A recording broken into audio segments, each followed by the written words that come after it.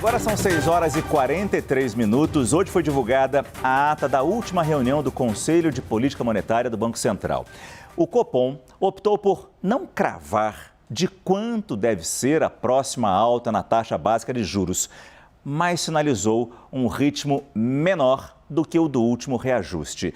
Aqui no CNN Prime Time, o diretor do CNN Brasil Business, Fernando Nakagawa, preparou uma explicação sobre como medidas para conter os preços podem acabar acelerando a inflação.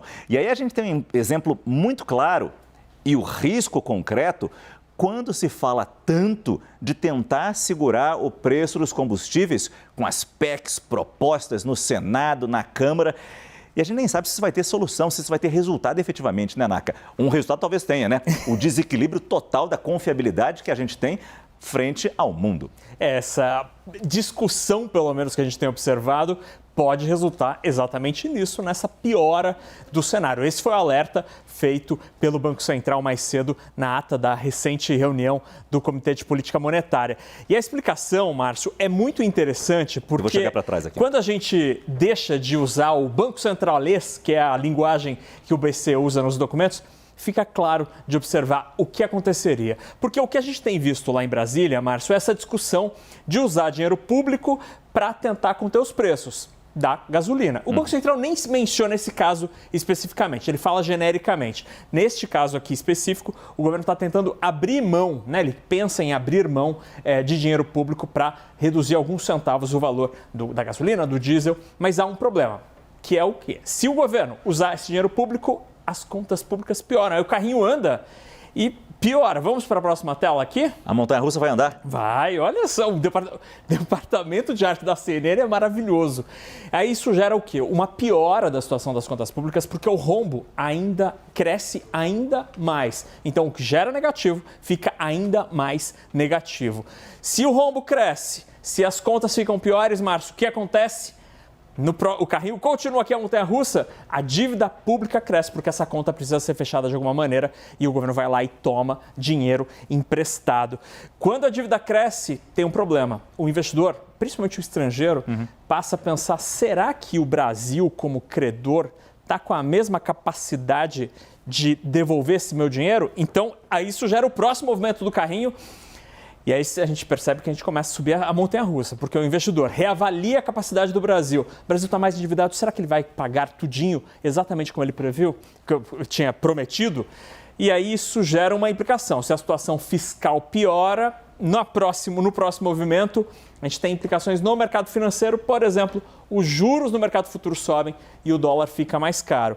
Quando o dólar fica mais caro, acontece alguma coisa que a gente tem observado ao longo dos últimos meses.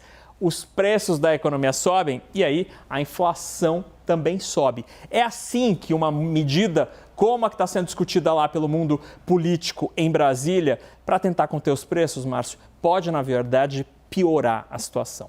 E quando a ata do Copom deixa isso bem claro, sem citar especificamente a gasolina, mas fala em commodities, eu tenho até a frase destacada aqui: a incerteza particularmente elevada sobre preços de ativos e commodities, estamos falando aqui de gasolina, de combustível, de uma forma geral, faz o comitê não sinalizar a magnitude dos próximos ajustes. Ou seja, há uma preocupação com o que essa tentativa de segurar os preços com a PEC, com propostas no Congresso, pode gerar aqui.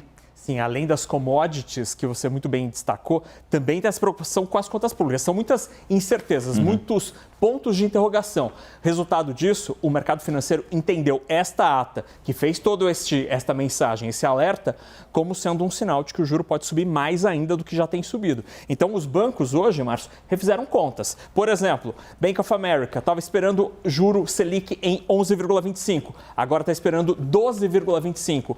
JP Morgan também subiu, Itaú Unibanco também subiu. Itaú já está esperando um juro de 12,5%. E o que significa isso? Juro mais alto significa crédito maior e dificuldade para a economia crescer, voltar a crescer, e é o que exatamente a gente precisa. Então, tudo isso piora o nosso quadro econômico, bota mais incerteza à frente, infelizmente. Márcio. Agora, falando rapidamente de novo de tudo que está sendo discutido no Congresso, as PECs para tentar segurar o preço dos combustíveis, zerar impostos ou reduzir os impostos, de alguma maneira, alguma dessas propostas que estão sendo pensadas no Congresso, de alguma forma, conseguiriam fazer frente à pressão internacional do preço do barril, que só está elevando o valor do barril de petróleo, e principalmente ao dólar tão alto que a gente tem ainda no Brasil? As experiências internacionais mostram que, na maioria das vezes, esse tipo de iniciativa não consegue conter preço, porque o preço está subindo, os combustíveis, por fatores que não dizem respeito ao Brasil.